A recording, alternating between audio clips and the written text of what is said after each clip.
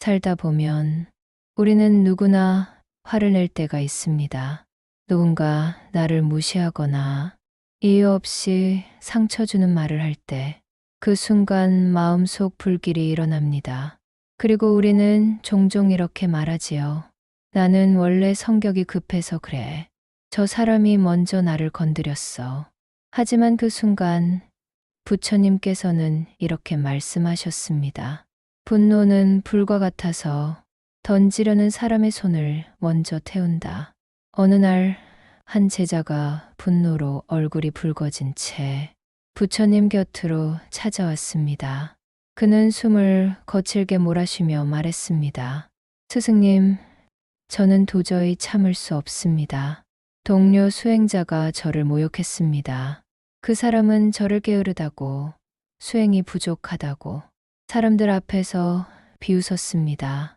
저는 침묵하려 했지만 그의 말이 머릿속을 떠나지 않습니다. 분노가 치밀어 견딜 수 없습니다. 부처님께서는 잠시 제자를 바라보며 조용히 물으셨습니다. 그대는 불을 본 적이 있느냐? 예, 스승님.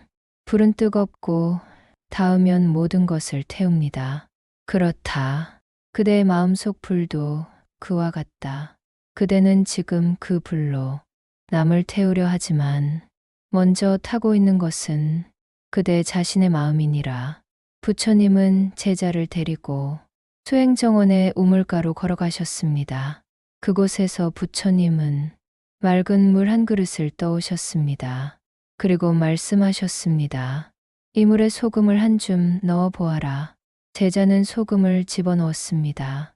부처님께서 말씀하셨습니다. 이제 그 물을 마셔 보아라.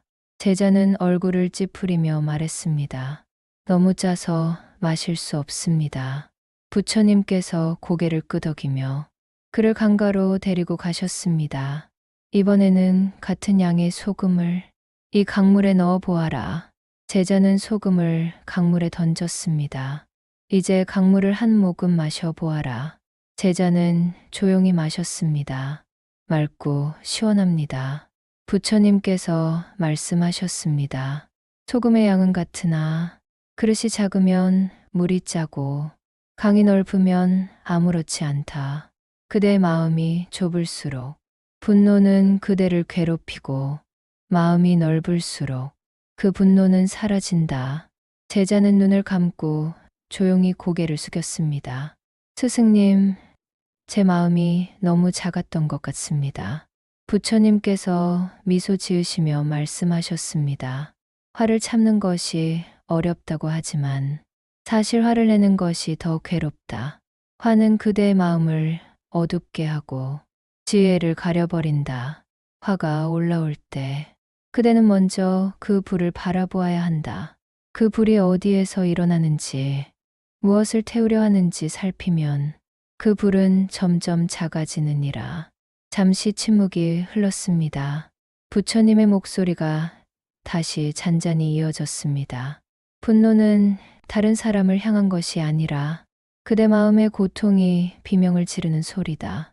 화를 다스린다는 것은 그 비명을 억누르는 것이 아니라 그 고통을 따뜻하게 바라보는 일이다. 제자는 그 말을 듣고 깊은 숨을 내쉬었습니다. 스승님, 저는 그를 미워하고 있다고 생각했지만 사실은 제 안의 상처가 아파서 그 고통을 덮으려 했던 것 같습니다. 부처님께서 고개를 끄덕이셨습니다. 그렇다. 화는 남을 벌하기 위한 것이 아니라 자신의 상처를 감추려는 마음의 울음이니라. 그대가 그 상처를 직시하고 자비로 감쌀 때 그 불은 저절로 꺼진다. 부처님께서는 마지막으로 제자에게 말씀하셨습니다. 불은 물로 꺼지지 않는다. 진정한 불은 자비로 꺼지느니라. 그대가 미움을 자비로 바꾸는 순간 세상은 이미 평화로워진다. 우리도 살아가며 분노의 순간을 맞이합니다. 가족에게, 동료에게, 혹은 자신에게조차 화가 날 때가 있습니다. 그럴 때마다 부처님의 말씀을 떠올려 보세요.